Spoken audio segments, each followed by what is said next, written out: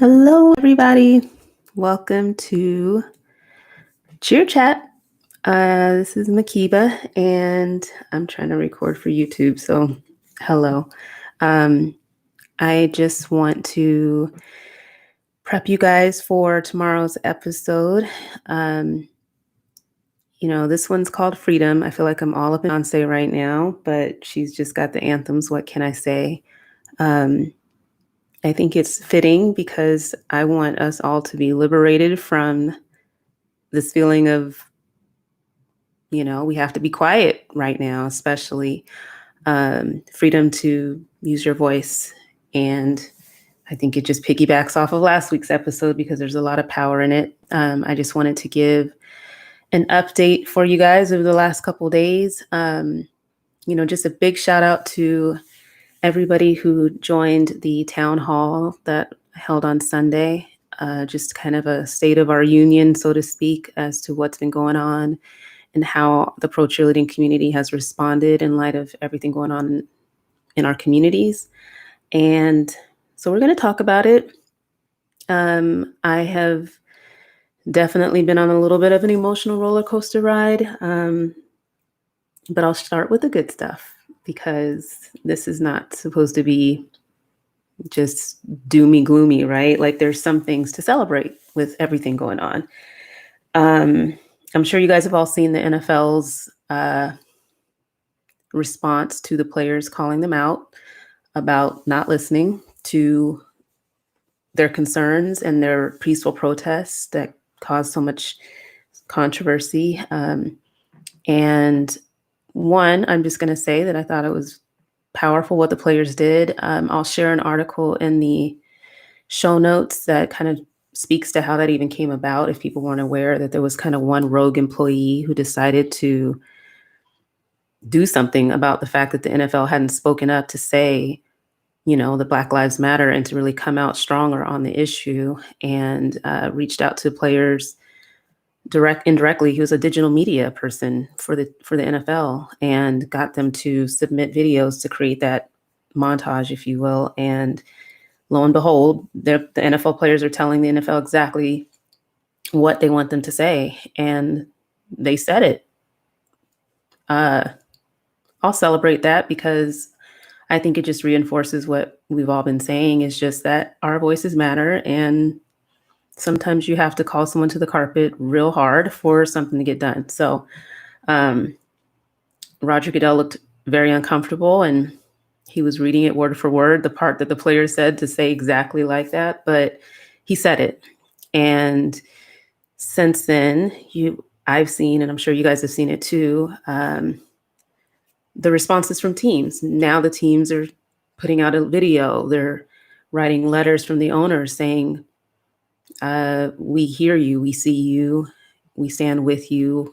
And is that a sign of progress from where we were a week ago? I think it's a start. It sounds like organizations are looking internally and figuring out how to clean up their own house, understanding that their employees, their community have been hurting and have been probably speaking to these injustices for a while and not getting anywhere. So attention has been captured, and there's an effort, at least. I mean, I'm seeing, all kinds of things that I think are positive developments. You have the players out in the communities protesting with the protesters. I've seen pictures of, the cheerleaders going out into the communities together as a team to support one another and to be part of the movement.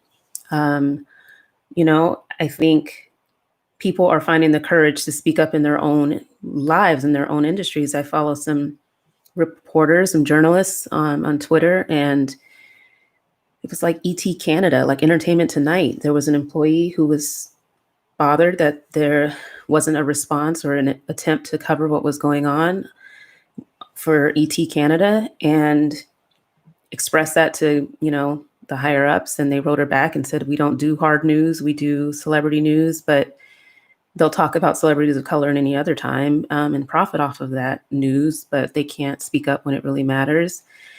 This journalist took a chance and she retweeted, well, not retweeted, she tweeted the email exchange where they basically told her to kick rocks. And there's just this like sense of like, you will be held accountable for your inaction and how you treat your employees voicing these concerns, which, I think is a very, very risky move. She said, I might be risking my career right now. I mean, I'm just doing what I feel is right. And watching people back this woman online and hold ET Canada accountable is really just something powerful. I think that's kind of like why we feel this wave moving of change, because people are doing just that, sticking themselves out there to speak truth to power, to try to get some change, try to get some reaction, try to get some movement out of all this. There's a wave, and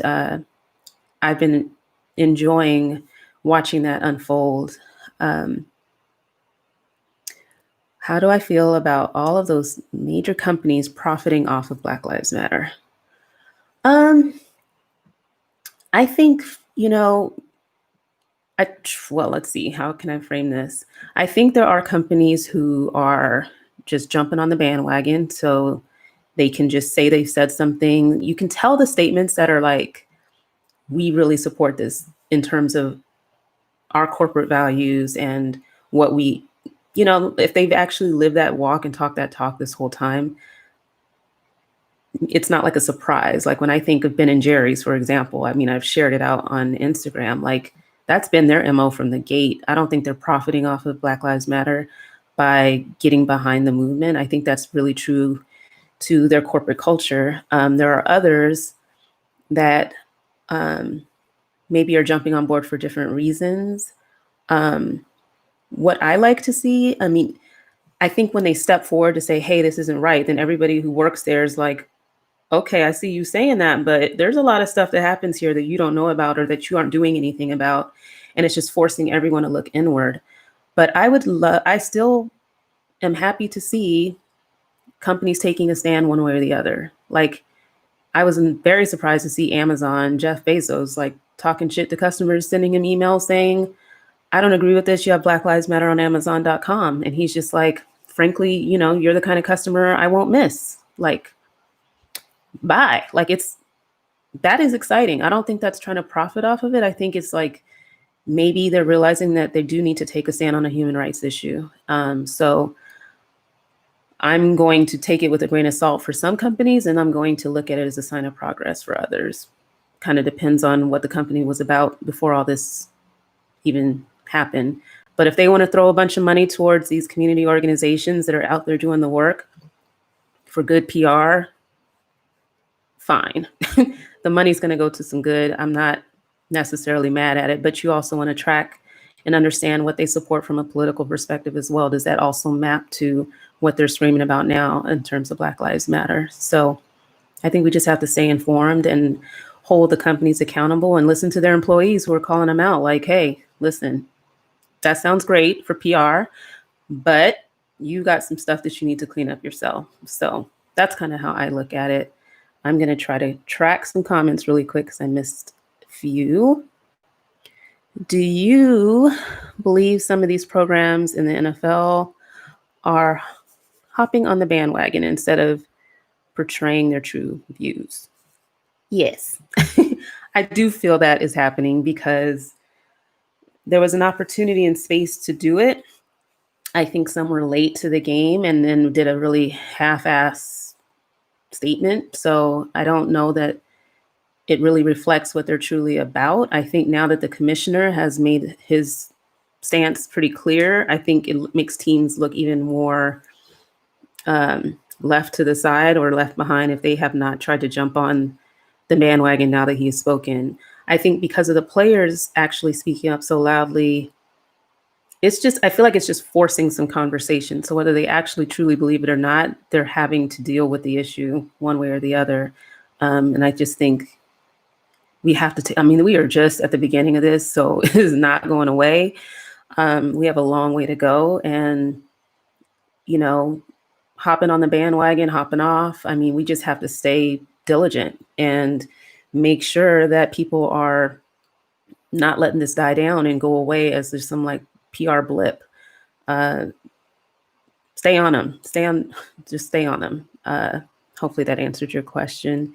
How do you feel about all of these celebrities being exposed for past racist tweets, et cetera, that's been happening recently? Again, it's just kind of like this level of accountability where people are being called to the carpet. I wish it happened real time and it would get a stir from people. We have this cancel culture going on over the last few years, and I get it.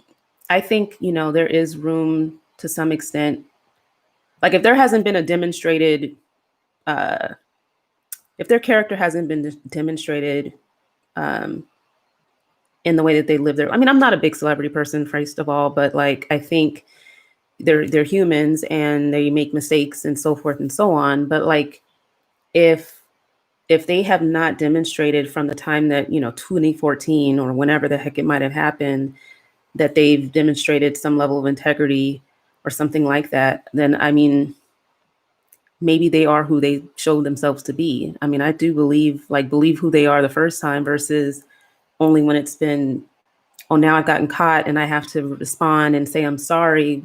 Are you really sorry? Or is that who you are? And I think we're just going to have to use our own level of discretion to figure out who we admire and why, and who are they? And we don't know celebrities, and I think people getting called out, I think is just, not everybody's mistakes are on display for everybody to see. And, it's probably feels really unfortunate for them to be in that position where now it's like you're canceled and there's no redemption or anything like that. But I mean, if it's really truly something that somebody regrets and has learned from even since making those comments and not just when they're called to the carpet on it, then we're either going to have a sense of like, you're dead to me, or openness to people coming around to where they need to be. And I don't invest a lot personally in celebrities to really like push for them to be one way or the other. People are going to be who they are. People grow at their own pace. I don't want to see hypocrisy, and I don't want to see people who just don't have that integrity. I'm not really into that. And I would not be a fan of somebody who conducted themselves in a way that made me question their integrity. So you got a lot of little questions. Hold on. So I think, yeah, it's a lot. And I think a lot of people are getting called to the carpet, and it is kind of what it is right now. I mean, I go back and forth on that same approach of the call people to the carpet, call them out, tag them, blast them. I go through that sometimes. I mean, my posts, you guys saw it with the last episode. I really wanted to draw light to who had not posted, and for people to know. People are asking me to share that. So I think you do have to have a certain level of accountability, period. And so that's kind of how I feel about that. But keep the questions coming. I'll try to stay on task. But so, I mean, I've been to some extent, like I said, inspired by what I've been seeing, whether it's completely genuine or not, whether it continues to develop, it kind of remains to be seen. One thing that I'm really hoping, though, is that the steps that these teams, sports teams, have taken to get behind the movement one way or the other, that the professional cheerleaders that are involved and represent that organization are part of those changes, part of that conversation. And that was my hope. And that's why I tried to get the town hall together, where we can have a safe space to talk about how we're doing as an industry and how people are feeling supported or not. And, wanted to kind of share out some takeaways from that town hall. I really do thank everybody who participated. I know that even that in and of itself was gutsy. We kind of had to have a little understanding and trust around discretion. Maybe people didn't feel comfortable joining at the end of the day, but I am grateful for the people that spoke up and just shared, across teams, across leagues, what's been happening and how they've been impacted. And, so this was on Sunday, so I'm just going to share at least some of the things that I took away from the conversation. And again, thank you everyone for participating. I think that's the first time I can think of anything like that. I think we need more of that. And here were my takeaways. A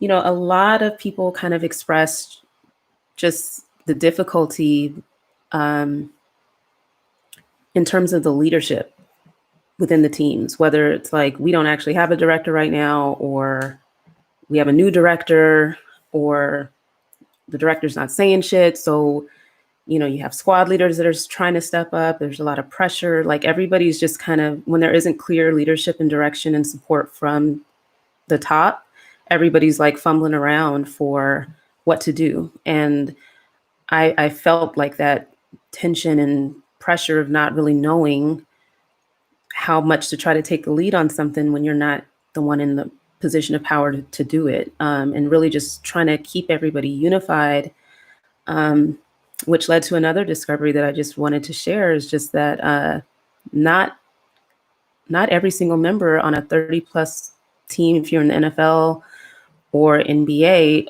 all necessarily have the same views on this matter, which was just something that needed to be discussed. Not everybody feels the same way about Black Lives Matter.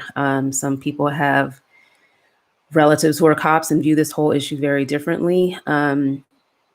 So when we're talking about like speaking up or speaking as a team or wanting to see a team statement, just the acknowledgement that not everybody's actually on the same page about it, which is mind-blowing, but it also shows that there's just conversations that need to happen to either avoid division amongst your teammates. I mean, people were talking about just the fractured relationships right now on teams for people who either have not posted, have unfollowed, or people getting blocked. Like all kinds of things are happening right now. And I think there's either going to be some division or some conversations that are going to kind of create some bridges here. But definitely something to think about. Not everybody even is on the same page about this issue. And how does that affect the team? And again, because we are in the middle of auditions and people are very, very conflicted, and I don't really want to say fearful. Well, it is fearful. You're fearful of having your spot back on the team, not knowing if what you post is somehow going to be held against you, trying to obey the rules if you were, on the team prior and you're still technically under contract until they pick another team, and trying to figure out what's okay to post, what's not okay to post, all of this internal struggle about how do you be true to yourself, but at the same time preserve your ability to dance, which is why, again, freedom, because I just want us to all be free from that. We're in a space right now where it's really kind of about people drawing a line in the sand in terms of where they stand.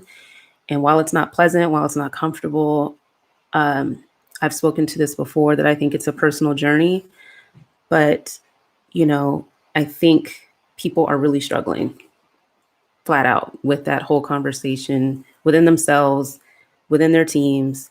And, I have to admit, like coming away from the town hall, I felt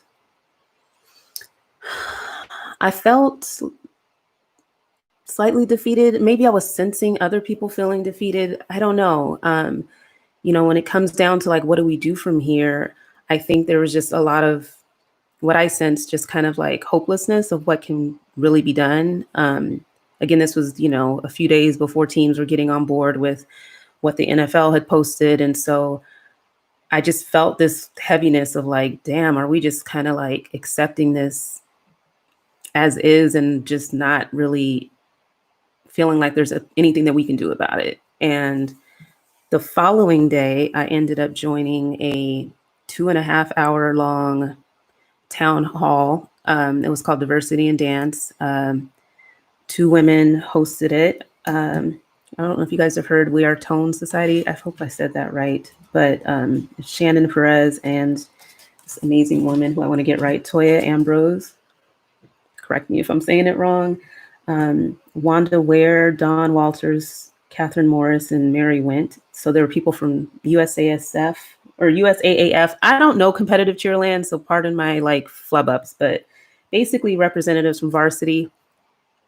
USAAF, I believe, is what it's called. It's kind of maybe like the safety-ish arm of competitive cheer. I probably should have done more research, but I'm tired, you guys. But basically, these two women, Toya and Wanda, got together and wanted to kind of bring together the competitive cheer world. There were like over 300 people on the call. Shout out to the woman that shared the information with me. I mean, I didn't know anything about it. But these are coaches who, have these clubs and these competitive cheer teams, and they all were searching for answers. Like, how do we deal with this with our clubs, with our cheerleaders? And they really wanted it to be a safe space where people can ask questions and hear some perspectives of, the two women that hosted it as African-American women. And, I was listening and, they're just kind of sharing like their experiences being a woman of color within this space for cheerleading, and whether that be judging competitions, choreographing all over the world, and things that they have to think about as Black women, and as a coach, like how do you talk to your team? So they're sharing out all this great information. People were super receptive, lots of comments, and I was feeling like, okay, this is good, and I ended up asking a question towards the end during Q&A, and I said, because the two women also cheered professionally, they cheered in the NFL and NBA. So I asked, do you have any advice for pro cheerleaders and dancers who are experiencing similar issues to what you guys have described, but are afraid of taking action or speaking up because of fear of losing their opportunity to dance or getting cut now that it's audition season?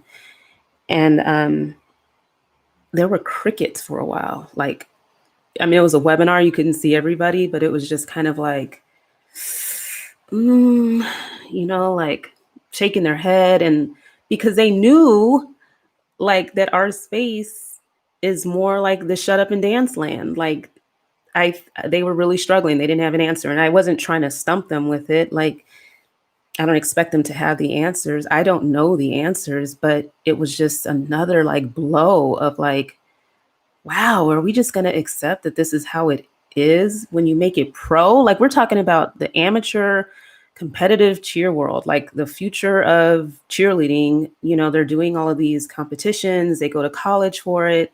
They want to continue dancing. They join a pro team. And this is like the top of the line. This is the big kahuna platform that everybody's like working so hard, investing their whole life to make it to. And we're, the whole 2 hours were spent of like all this encouragement of how to have these talks and, and what to do and how to empower people and how to make people feel more included on their teams, and just like so much great ideas of change. And when it came down to discussing pros, it was just kind of like, like, I was just like, whoa. So I went through some moments after that town hall where I was just like, wow. I mean, I will say that one of the panelists mentioned like if she could go back to her 19-year-old self and, do things differently to speak up then, would she have done it? And she said she wishes she had. And I thought that was really powerful. I mean, she was just saying as a mother now with her two daughters, she doesn't want her to experience what she went through. So she's like way more like willing to be vocal and speak up for the opportunities that her kids will later have. And she said it would have probably ended up getting her cut. And she, but she said she would have just embraced that and tried to find a team that better aligned with her values and appreciated what she brought to the team. And I share that because like, when I think of like where we are right now and what everybody's struggling with, there was someone who wrote in, her name is Sarah Marie, and she just gave me so much life. Cause here I am like between the town hall and kind of how I was feeling after that. And then the town hall yesterday, I was just kind of like, not really feeling it. But again, you guys give me life. You help me get rejuvenated. And I want to read from her email because this is what I was left with in terms of trying to return to a space of like where we can go from here. She said, one thing I think we as a pro cheer community can all agree on is that we are here to represent an organization. Can I read it though? Okay. We are here to represent an organization, right? But also we are here to inspire the community, to represent the community the team plays for, to be role models for the youth, and let's face it, adults too, and advocate for education, health, positive behaviors such as don't be a bully, etc., body image, positive body image, things like that. She said, as you can see, it's pretty clear that you are not doing any of this if you exhibit racism or choose to look away at the plain and obvious. I feel that as cheerleaders, we need to educate the people above us and ask them, why during prep classes do you give us the biggest lecture on what it means to be a cheerleader or dancer for this organization? Or why do you ask us questions about morality during interview rounds, expecting a raw, true, and politically correct answer, but aren't exercising these things before the uproar and definitely during the uproar? I feel that we need to figure out a way to make sure they are accountable as much as they make us stay accountable for representing them right. They need to represent us right as well. Nothing in life is a one-way street. And I thought that was really powerful because I just know we all give so much out of passion to what we do. And it should be an exchange. At the end of the day, these conversations are a two-way street and they should be happening because they do hold us to a very, very high standard. So high. And it's okay for us to have expectations of them as well in terms of how we feel supported as part of a team, how we are shown that we,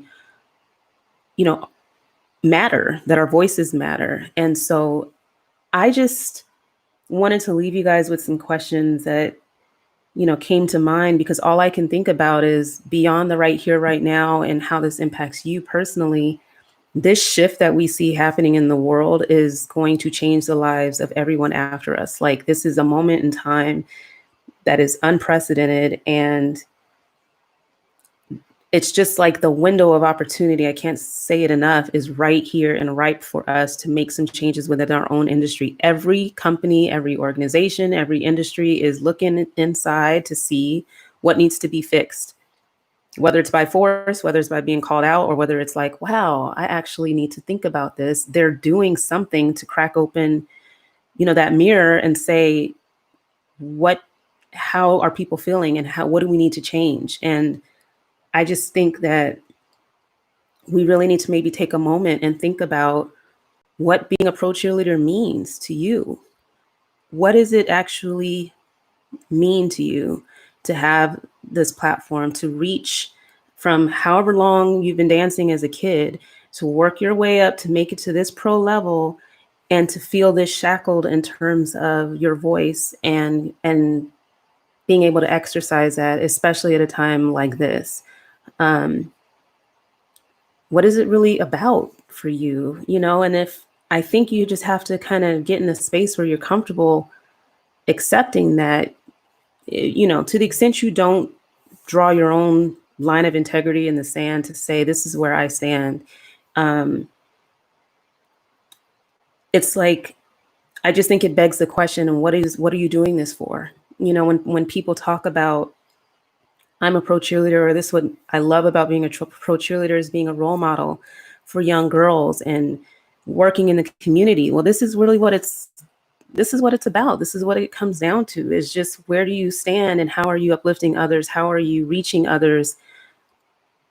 How are you demonstrating what your true values are? And, if this is all about putting on a uniform for you and dancing and all good positive vibes with no real sense of responsibility with it, then just know that in this moment in time that you are making a pretty loud statement as to where you stand. And if you really do feel like there's a deeper purpose in what you're doing and understanding who you have the chance to reach and how you can actually make this space better for people coming behind us, these young girls that, like, I cannot stress enough how much it bothers me to hear a 2 hour plus long meeting about how they can make cheerleading more inclusive for people of color, and changes they can make in terms of judging, changes they can make in terms of the way they run their programs, trying to have like diversity training or different things so that they can connect and really heal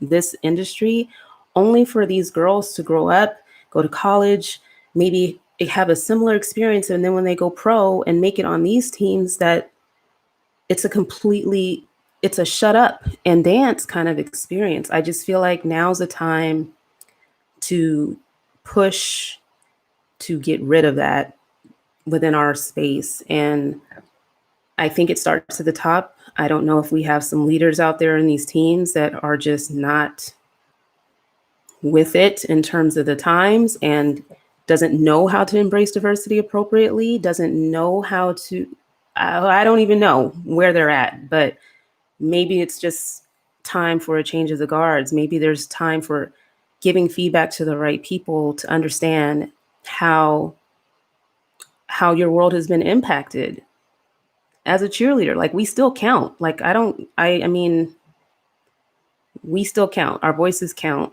and now's the time to exercise them. And I just really think that then, in terms of like next steps that I saw coming out of this, these last couple of days, is just, this is the first of many conversations. This episode, Freedom, has 3 other women that were willing to join, that are alumni now, that spoke about their experience as Black women on these NFL teams. And I think it's just one layer of conversation that will hopefully help people understand that, yes, this touches us too. And there are things that we can do to make our world better and more inclusive and more equitable, et cetera, et cetera. And then I think from here, it's also a conversation that hopefully we can start to have with directors and coaches. I was very, very encouraged that a director in the NBA had reached out actually right before the town hall to question whether it was something that directors could join or if it was only current cheerleaders.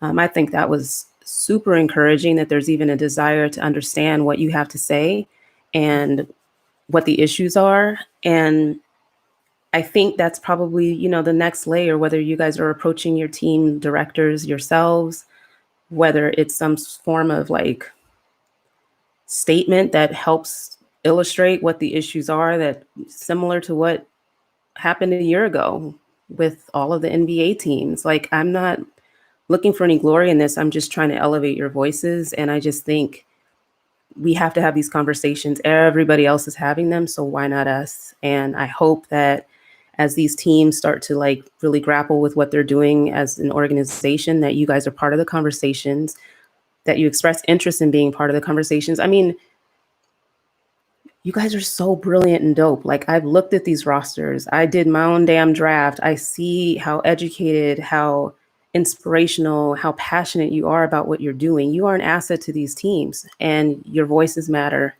Now is not the time to just be a prop. You're out in these communities. You should be right there with everybody else, making the change that you want to see. And I hope, for the sake of our industry, that we really dig into our deeper purpose here and what we're really doing. Because I hope there's a deeper purpose than that. And that's what keeps me energized to continue doing this podcast is, yes, I want to talk about updates and what's going on and new uniforms and new teams forming and blah, blah, blah, and interviewing lots of cool people. But I also want to see us move forward for the better as well, as a result of everything that's going on. And I hope you guys are just willing to look inside of yourselves to answer some of those questions, as to like really what this could mean if we take advantage of the time to say enough is enough for the stuff that needs to change. Really push for it. Like, if not now, when the hell are you going to do it? Like, for real, when is there going to be a more appropriate time to say, while you're at it, these are some things that we as a team feel are important in terms of our voice, and in terms of maybe how the programs run, in terms of how many people of color are on your team, period. I mean, open the can of whoop ass, so to speak, in an approachable and constructive way. Okay. And if whatever I can do to help facilitate that through this podcast, through this platform, y'all know how I get down. I'm happy to do it. So I want to see us have freedom to speak our minds, to be the amazing, confident, well established, successful people that we are, to make this community better for the people that come behind us. Please, for the love of God, like, we can do better. That's it. So I will sign off unless there are more questions. I will kick it over to the interview. This episode will not be up at midnight because, again, I am tired and I'm going to get to it, but it'll be up tomorrow. I look forward to hearing any feedback from the episode. Thank you to the women who were a part of that important conversation. I really appreciate your candor and your willingness to really push and fight for what you believed in while you were on these teams. And I look forward to continuing conversations. Any other questions from anybody? Oh, God. Oh, hold on. Hopefully I just missed everything. It wasn't even moving when I was talking. Okay. Okay, at least maybe start here. Hair. Okay, Tara says hair. Yes, it seems like the team directors depend on one of the alumni is supposed to take care of those girls as if she's a foreign thing just by having a hair texture. Ooh. Yeah, so you guys will hear in this episode, there's a whole section of it that's devoted to hair and the things, the lack of support, the lack of just not even, I don't know, the lack of understanding, the lack of sponsorship, the lack of people who understood, just a lot. So there's a whole, I could do a whole episode on hair. Personally, I've been wanting to do that for the longest. I realized that with makeovers, it's always kind of hair that has a lasting effect if you drastically change somebody's hair. But, you know, for African-American cheerleaders, for sure, there's so many other issues on top of it about our hair. And Tara, check it out tomorrow. That ended up being a definite topic of discussion. And yeah, where do I even begin with that? That's like I said, I can go on and on about that forever.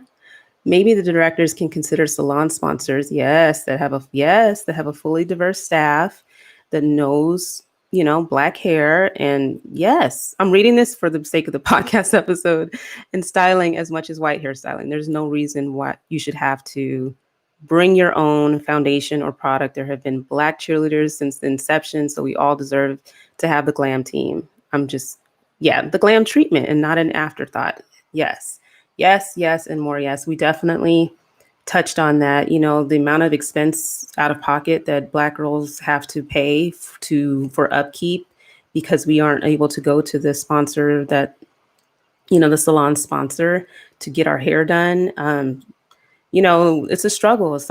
One of the people on the panel today, you know, pushed to get reimbursed for the money that she spent on her hair because, you know, we're not able to benefit from the sponsorships. Like, yes, that's like a whole, there's just things, they're little things that if addressed and talked about can easily change. Like, it's not that complex. It's not rocket science to figure out what you can do to take into consideration the needs and concerns of people of color on your team. Like, it's a no-brainer, but some people, I don't know. I don't even know how you just don't include that as a director in thinking about how you support your team. It's an easy change, though. I do know that. Any other thoughts? We talked about that and so many other things, you guys, and I really encourage you to, you know, to listen and with an open mind too, because, you know, they talked about microaggressions and probably more so from directors than within the team. But again, you know, as these things continue to unfold and people see where people stand and, you know, there's just some things that we should really be aware of in our own space. I'll just say that. And I think this conversation will hopefully be enlightening to those who really don't know what it's like or what it's about. And then for people, you know, for all the Black girls holding it down on these teams, it's like, we understand the struggle. We really do. And we appreciate that it's not as easy as it looks, especially, you know, if you're one of the very few. One of the panelists was the only one. So we have we have to support one another. And I think it is important for people to understand what that looks like. And I'm sure there are different perspectives for people of different ethnic backgrounds as well. And I'm hoping this is one of many conversations. Yes, microaggressions to micro braids. I love you, Tara. You are killing me. Yes, everything. We have to talk about all the things. I love talking.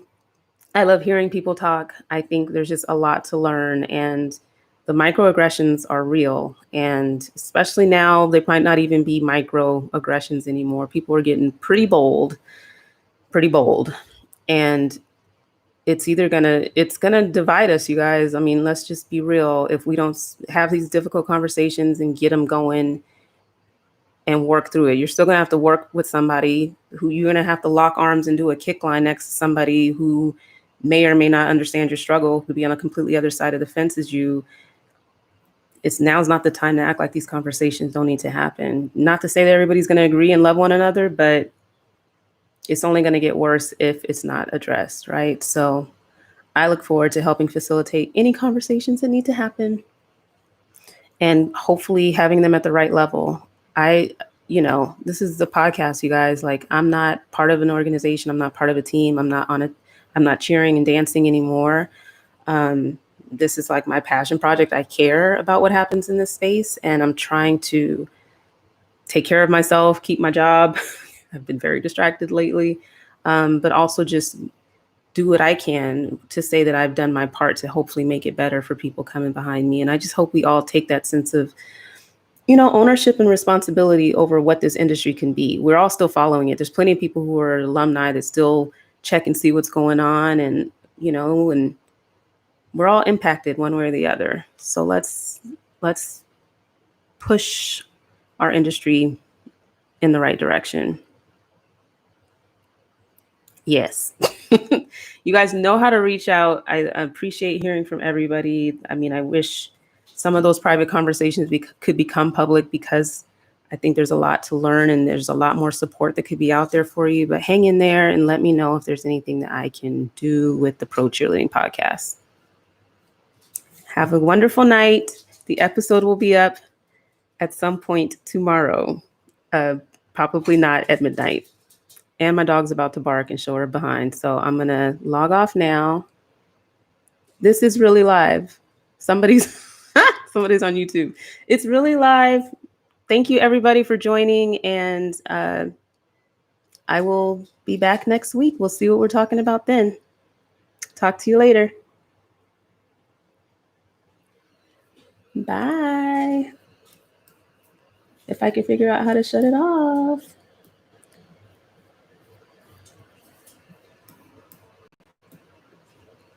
I really do not know how to shut this off. Help me. All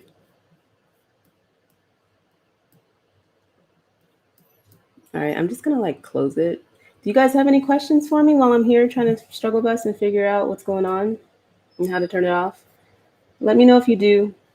Otherwise, I'm just going to shut it down.